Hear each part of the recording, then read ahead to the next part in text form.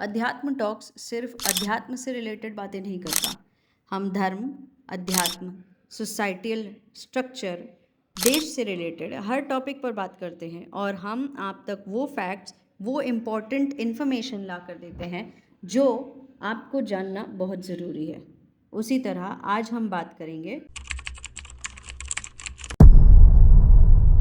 तो जैसे इस बार का महाकुंभ था, जो सबसे बड़ा इवेंट था 2025 का, जो 144 साल बाद आया था। बट बहुत कुछ देखने तो नहीं मिला मुझे। मेरे बहुत सारे क्वेश्चंस है उसके ऊपर जो मैं आपसे पूछना चाहती हूँ। उसमें सबसे पहला क्वेश्चन मेरा यही है कि कुंभ का मतलब क्या है, महाकुंभ का मतलब क्या है। जैसे कुंभ और महाकुंभ दो अलग अलग चीजें हैं, तो कुंभ क्यों लगता है और ये कैसे डिसाइड होता है। जैसे इस बार कहा गया ये 144 साल बाद लगा है, तो वो कैसे पता चलता है कि ये बहुत बड़ा सा इवेंट है या ये महाकुंभ है, ये कुंभ नहीं है। पहले तो कुंभ का ही मतलब क्या है, क्यों लगता है कुंभ। हाँ, कुंभ का अगर हम शाब्दिक मतलब लेते हैं, शाब्दिक मतलब वर्ड टू वर्ड, अगर हम वर्ड टू वर्ड लेते हैं तो कुंभ का मतलब होता है घड़ा। घड़ा। अच्छा। और सनातन धर्म में हमारे इस शरीर को कुंभ कहते हैं। और हमारी एक राशि भी आती है जो 11वें नंबर की राशि होती है जिसको कुंभ कहते हैं। अच्छा। तो 12 जोडियक साइन होते हैं। तो 12 साइंस में से एक जो 11वें नंबर की आती है वो होता है कुंभ राशि होती है। ओके। जो शनि की राशि होती है। और शनि जो है वो किस चीज को डिनोट करते हैं, प्रतिनिधित्व करते हैं, लीडरशिप, कर्म की, कर्म, आपके कर्म की प्रतिनिधि करते हैं, प्रतिनिधित्व करते हैं। तो एक वो हो गया हमारे साइन में जो आता है, यानी 1 नंबर से लेके 11वें नंबर तक की राशि। ओके। 10वें नंबर की राशि होती है कौन सी, मकर राशि, कैप्रिकॉर्न। हाँ, जो कर्म की राशि है वो भी शनि की राशि है।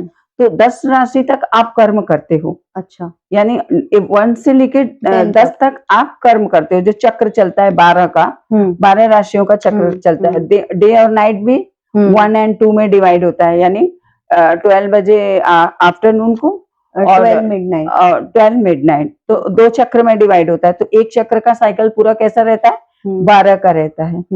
तो मैं बहुत सिंपल शब्द में बताऊंगी। मतलब शास्त्र में उसमें किसी में नहीं जाऊंगी, एकदम सिंपल जो मतलब जो मुझे लगता है सबको समझ में आना चाहिए। ऑर्डिनरी चीज, ऑर्डिनरी भाषा, ऑर्डिनरी चीजें। बिल्कुल। क्योंकि जब तक आप सिंपल चीजों को नहीं समझेंगे तब तक आप कॉम्प्लिकेटेड चीजों को नहीं समझ पाएंगे। सही बात। और जब आप सिंपल चीजें सिंपल तरीके से समझ जाते हैं ना, तो अच्छा इसका मतलब ये, इसका मतलब ये, तो फिर धीरे धीरे आपको बड़ी चीजें भी समझ में आने लगती हैं।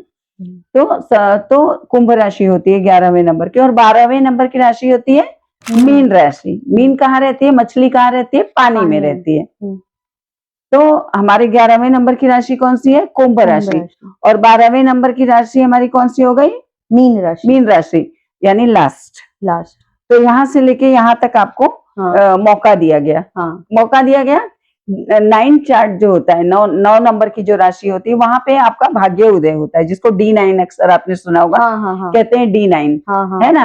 D9 जुपिटर का D9 है। तो D9 आपका भाग्य का होता है। यानी आपने अपने अक्यूमुलेटेड जो कर्मास होते हैं ना, 1 से लेके 9 तक, तो आपने कितने कर्मा इकट्ठे किए, कितने किए, तो वो थोड़े थोड़े मिलते हैं। अच्छा।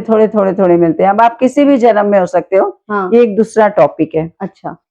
तो क्योंकि कुंभ पूछा है इसलिए कुंभ के बारे में, तो मुझे यहाँ से ही बताना सही लगता है। यानी आप पहला जन्म हुआ, आपका लग्न चार्ट बोलते हैं उसको, यानी आपको भगवान ने पहला राशि जो भी देकर भेजा, जो भी आपका लग्न चार्ट में जो कुछ भी आया उसके हिसाब से आपको मिलता है। अब आपके हाथ में होता है कि 8वें नंबर की राशि तक पहुंचते क्योंकि 8वां नंबर फिर से शनि का भी है और कष्ट का भी है। अच्छा। यानी आपको कहते हैं ना कि शनि बहुत कष्ट देता है, तो 8वीं राशि शनि की भी है, कष्ट की है। लेकिन अगर 7वीं राशि आते आते आप समझ जाएंगे कि ये जो जिंदगी हमको मिली है, ये जो लाइफ मुझे मिला है, ये जो रिलेशनशिप मिला है, ये जो वर्ल्ड मिला है, ये मतलब ऐसे खाने खेलने और आनंद लेने के लिए नहीं मिला है। यहाँ पे आपको जीते जी भी इस चक्र में आपको उसके कुछ वैल्यूज, कुछ सब चुकाने पड़ते हैं। और फिर जब आपकी डेथ होती है तो वो आपको लेके जाना पड़ता है। जाना पड़ता हमारे यहाँ मृत्यु, जो सनातन धर्म में मृत्यु कोई ऐसे खत्म हो जाने वाली चीज नहीं है। नहीं है, बराबर। हमारे यहाँ मृत्यु का वही मतलब होता है, जैसे इंडिया से अमेरिका जाना, इंडिया से दुबई जाना, इंडिया से यहाँ जाना। और बराबर। जब आप चले जाते हो तो आप बस वहां जाते हो, तो अभी तो मोबाइल वगैरह तो दिखाई पड़ जाते, पहले नहीं दिखाई दिया, पहले कोई नहीं दिखाई पड़ता था भाई, गया तो गया, चिट्ठी भी नहीं आती थी, सही बात। कोई सिस्टम भी नहीं था। एक बार चला गया आदमी तो चला गया, आ गए तो बड़ी खुशी की बात है, नहीं आया तो कोई बात नहीं। हाँ हाँ हाँ। तो ये होता था भाई, यहाँ घर छोड़ के चला गया, कमाने चला गया परदेश, 7 समंदर पार चला गया, मतलब कहाँ चला गया किसी को नहीं पता होता था, 7 समंदर पार चला गया, पहले ऐसे ही लोग बोला करते थे। बराबर बराबर। हाँ, पहले इसी तरह से लोग बोला करते, तो भाई चला गया तो चला गया वो। बराबर। तो ठीक इसी तरह से हमारा शरीर भी चला गया तो चला गया, लेकिन उसके साथ हमारे जो रहते हैं वो कर्मा रहते हैं। तो D9 तक आते आते आपको आपका भाग्य मिल जाता है। या तो आप एक बहुत धार्मिक प्रवृत्ति के होते हो, या तो आप एक बहुत इंडस्ट्रियलिस्ट होते हो, या तो आप बहुत बड़े एक्टर होते हो, राइटर होते हो, जितने भी प्रोफेशन है वो होते हो, या तो आप एक बहुत अच्छे वैल्यू वाले इंसान होते हो, जो बहुत ही साधारण। तो ये आता कैसे है, जैसे जैसे आप लाइफ को जीते जाते हो, वैसे वैसे आपकी इच्छाएं, आपकी जरूरत, आपके इच्छाओं के हिसाब से, आपकी जरूरतों के हिसाब से उसी तरह से लोग आपको मिलते जाते हैं। मतलब जिस तरह की आप इच्छा रखते हो उसी तरह के लोग मिलते हैं आपको। आप यही बोलते हो ना, भगवान मेरी ये इच्छा पूरी हो जाए। हाँ हाँ हाँ। मेरी इच्छा पूरी हो जाए, मेरी एक ये इच्छा पूरी हो जाए, मेरी एक इच्छा, क्योंकि इच्छा की इच्छाओं पे ही इंसान बना है। तो मेरी इच्छा पूरी हो जाए, तो इच्छा जो पूरी होती है, पूरा होना क्या है, कर्मा। पूरा होना क्या है, कर्म है। और कर्म की राशि कौन सी है, 10 नंबर की राशि, जहाँ पे 0 जुड़ जाता है। यानी अब आपका हिसाब किताब जो होगा उसके साथ 1 के साथ 0 जुड़ गया है। यानी अब तक आपने D9 में आपको आपका भाग्य चक्र बदला और आपको भाग्य भी दिया, आपको सब कुछ दे दिया। अब आपका सब कुछ किसके हाथ में है, उस परम तत्व के हाथ में, उस परमात्मा के हाथ में। यानी अगर आप 10वें नंबर की राशि पे जा रहे हो तो 0 लग गया। 0 means everything and 0 means nothing. यानी 0 क्या है, यूनिवर्स है। बहुत कुछ आपको मिलेगा, आप नंबर 1 बन जाओगे, लेकिन अंत में जाके सब 0 हो जाएगा। अगर आपने मटेरियल वर्ल्ड में नाम, दौलत, शौहरत सब कुछ ले लिया, सब कुछ आपको मिल गया, तो फिर वो भगवान कहते हैं कि भाई पृथ्वी पे तो हमने आपको सब कुछ दे दिया, अब आपका कर्मा क्या था। जब आपको सब कुछ दिया मैंने, तब आपने क्या किया, तब आपने क्या किया। तो अब आपको, आपके ऊपर डिपेंड है कि आप किस तरह का, जब बहुत बड़े इंसान बन जाते हो, बहुत फेमस बन जाते हो, तब आप क्या करते हो, तब आपका वो कर्म है। तो उस कर्म को आप क्या करते हो, उस कर्म को आप 0 कर देते हो, या उस कर्म को आप 10 गुना कर देते हो। तो यहाँ आपका लग्न चार्ट चलता है। तो लग्न में आपका जो भी ग्रह रहता है, तो वो कौन से नंबर का ग्रह है, उसका नक्षत्र क्या है, वो क्या है, उसके हिसाब से आपको फिर फिक्स होता है। फिर दूसरे रिलम में ये डिसाइड होता है कि आप जाओगे कि आपको पुनर्जन्म मिलेगा, यानी रीबर्थ मिलेगा। लेकिन यहाँ तक आते आते आपको, अगर एक समझदार इंसान हो, तो आप अपने नेचर के हिसाब से, आपका नेचर ही वैसा हो जाता है, तो आप समझ जाते हो। लोगों को समझ आ जाता है कि भाई नहीं, इससे कोई क्रिमिनल नेचर का ही होता है, और कोई संत नेचर का ही होता है। समझ रहे हो। तो नेचर नहीं बदलता है, आप नेचर नेवर चेंज, मतलब आप अपने स्वभाव के प्रभाव में ही हमेशा रहते हो। उसकी बेसिक इंसान की प्रवृत्ति जैसी रहती है, वो टेंडेंसी आपकी वही रहती है।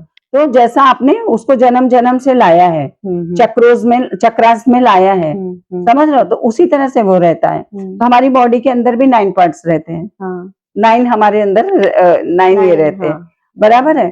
तो हमें जो मिलते हैं, लास्ट की हमें जो 3 राशियां मिलती हैं, 10, 11 और 12। तो 11 नंबर की राशि क्या कहती है, 11 नंबर की राशि कहती है कि अब आपके हाथ में आपके कर्म हैं, जो 2 कर्म आपको दिए गए हैं। 2 तो भगवान के हाथ में है, मृत्यु और जन्म, यानी धर्म और मोक्ष, बराबर है ना। तो वो 1-1 यानी 11-11। तो धर्म और मोक्ष आपके हाथ में नहीं है, वो भगवान के हाथ में है। अब धर्म कई प्रकार का होता है। धर्म का मतलब ये नहीं होता कि आप खाली पूजा पाठ करो, व्रत उपवास। धर्म मतलब आपका धर्म क्या है, आपको क्या समझ में आता है, आपकी अंडरस्टैंडिंग क्या है। बराबर है। सही बात। आप क्या अपने डे टू डे लाइफ में क्या कर रहे हो? आप अपने थॉट से कौन सा कर्म कर रहे हो? वो भी कर्म है। तो आप बैठ के आप पूरी दुनिया को क्या भेज रहे हो मैसेज, वो भी। क्योंकि अगर एक बटन दबाने से पूरा विश्व खत्म हो जाता है, तो एक विचार से वही बटन को दबाया जाता है ना, चल दबा दे। बराबर। विचार भी तो, वही विचार thought। सबसे ज्यादा विस्फोटक हुआ। सही बात है, सही बात है। हाँ, और उससे भी विस्फोटक उससे पहले का विचार हुआ जिसने उस चीज को बनाया, जिससे पूरी दुनिया डिस्ट्रॉय जाए। एक थॉट, एक विचार आपके घर को बर्बाद कर देता है। सही बात है। है ना? तो ये जो हमारे विचार होते हैं, जो हमारे कर्म होते हैं, वो कहाँ रखे जाते हैं? 11 नंबर की राशि में। अच्छा। 11 नंबर की राशि कौन सी राशि कही गई है? कुंभ राशि। कुंभ का मतलब होता है घड़ा। घड़ा। आपने सुना होगा, अब तुम्हारे पाप का घड़ा भर गया है। हाँ। अब तुम्हारे पाप का घड़ा भर गया है। अब आपका पुण्य का घड़ा भर लो। हाँ। है ना? ट्रू। जब पाप का घड़ा भरता है ना, तो हाँ। ये होता है। जब पाप का घड़ा भरता है ना, तो ये होता है। तो जो पाप का घड़ा किस चीज से भरता है? कर्म से भरता है। आपने किस तरह के कर्म को ये किया है। अब अगर आपको जहर भरना है तो किस चीज की जरूरत पड़ेगी? कुंभ की। कुंभ की। हाँ। ट्रू। कुंभ संस्कृत वर्ड है। अच्छा। तो आपको, और कुंभ का मतलब होता है घड़ा। तो आपको जहर भरना है तो आपको क्या चाहिए? घड़ा। कुंभ। तो आपका ये जो शरीर है, उसमें विचारों के माध्यम से आप जो, जिसको इंग्लिश में आज बोलते हैं टॉक्सिसिटी, तो आप शरीर की टॉक्सिसिटी तो निकाल देंगे, लेकिन दिमाग की, आप दिमाग की कैसे निकालोगे? विचारों की कैसे निकालो? सही बात। जो विचार में जहर भरा हुआ है, तो हमारा जो ब्रेन है, हमारा में उसमें जो थॉट्स हैं, वो कहाँ जा रहे हैं? ब्रेन रूपी कुंभ में। ओके। कुंभ में। इसीलिए शरीर को क्या बोला गया है? घड़ा। घड़ा। और इसमें एक एनर्जी कि आप उसको जहर से भरते हो, हाँ, या उसको आप अच्छे से पुण्य उससे भरते हो। बराबर। मतलब कहने का मतलब कि एक हमारा हमारे पास ये शरीर है, तो उसको हम चाहे तो अब शरीर को, जैसे हम कहते हैं कि शरीर को हम पोषण देते हैं, कि हमको शरीर को, हमें दूध पीना है, हमें जूस पीना है, हमें ज्यादा से ज्यादा वाटर पीना है, तो हम स्वस्थ रहेंगे। सही बात। ऑब्वियस सी बात है कि हम स्वस्थ रहेंगे। बात। लेकिन अगर हमने इसी कुंभ को, इसी बॉडी को, इसी शरीर को अगर हमने दारू दिया, और सिगरेट दिया, नशा दिया, तो अंदर हमारे क्या जा रहा है? जहर जा रहा है। तो जो अंदर जा रहा है वो क्या हो रहा है? इकट्ठा हो रहा है। तो कहाँ हो रहा है? इस शरीर रूपी कुंभ में इकट्ठा हो रहा है। ओके। मटेरियल वर्ल्ड का भी जहर, पॉइजन, जो हम पीते हैं, जो हम खाते हैं, कहते हैं जैसा हमारा एक अन्नमय कोश होता है, यानी हम कैसा अन्न खाते हैं, कैसे खाते हैं, कितनी पवित्रता से खाते हैं, या कितनी गंदगी से खाते हैं, हम क्या खाते हैं, किसके साथ खाते हैं, कहाँ बैठ कर खाते हैं, तो वो हमारा अन्नमय कोश बनाता है। जो हमें अन्नमय कोश से हमारा प्राण बनता है। अच्छा। हमारे अंदर एनर्जी आती है। तो कोश का मतलब होता है कि जहां पे हमने किसी चीज को स्टोर कर दिया। तो अब हमारा बॉडी है, तो बॉडी के अंदर हमारे ऑर्गन्स हैं। तो कहीं पे पित्त हो जाता है, कहीं पे कफ हो जाता है, कहीं पे वायु हो जाता है, कहीं पे कुछ हो जाता है। तो सारी चीजें जहां पे कलेक्ट होती हैं, तो इस बॉडी रूपी, शरीर रूपी मंदिर को, हम इसे मंदिर मानते हैं सनातन में, तो इस शरीर रूपी मंदिर को ही कुंभ कहा गया है संस्कृत की भाषा में, और बहुत ही सुंदर दिया गया है। अब होता है क्या? अब दूसरा जो प्रश्न आता है कि महाकुंभ क्या है? महाकुंभ क्या है?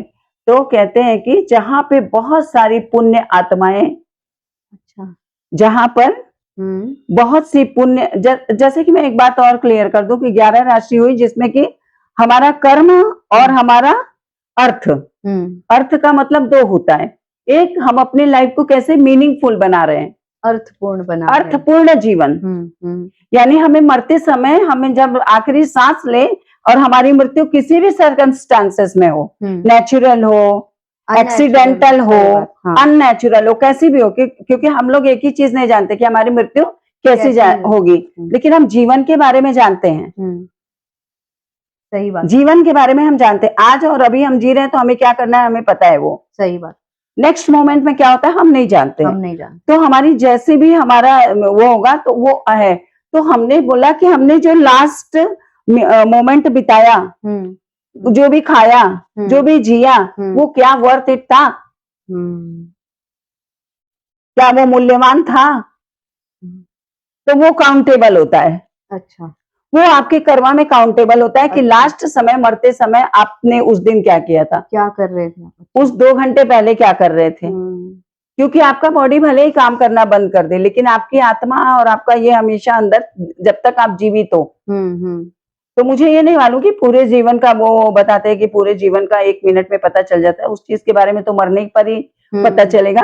बट जहां तक मुझे ऐसा लगता है कि आप लास्ट मोमेंट में क्या सोच रहे थे, क्या आप लास्ट मोमेंट में जो भी बातें कर रहे थे, जो भी सोच रहे थे, जो भी आपकी इच्छा थी, वही इच्छा लेकर आप आते हो। अच्छा, वापस से आपका जन्म होता है। तो आपका लाइफ को इसीलिए सब ज्यादातर विद्वान, पंडित, संत कहते हैं कि भगवान का नाम लो, आप हमेशा अंदर अंदर भगवान का नाम लेते रहो। तो उसके पीछे हमारा यही एक फायदा रहता है कि कम से कम हम एक एनर्जी से जुड़े हुए हैं, चाहे हम उस एनर्जी को मानते हैं या नहीं मानते, लेकिन हमारा एक विश्वास का सूत्र जो होता है उस एनर्जी से जुड़ा हुआ रहता है। तो हम कोई भी खराब थॉट्स जो रहते हैं, बुरे थॉट्स रहते हैं, बहुत सारी बुरी चीजों से हम बचे रहते हैं एक नाम लेके बस। और हम धीरे धीरे देखते हैं कि वो नाम हमें ऊर्जा देने लगता है, वो नाम हमें एनर्जी देने लगता है, वो नाम ही हमारा सबसे बेस्ट फ्रेंड हो जाता है, वो नाम ही हमें पावर बना देता है, एनर्जी बना देता है। तो इसीलिए हम कहते हैं कि भगवान का नाम लो। ऐसा तो जब भी वो, तो अपने अर्थ, और दूसरा अर्थ ये होता है कि आप पैसे कमाइए। पैसे आप कमाइए, क्योंकि पैसा कमाना आपके लिए बहुत जरूरी होता है।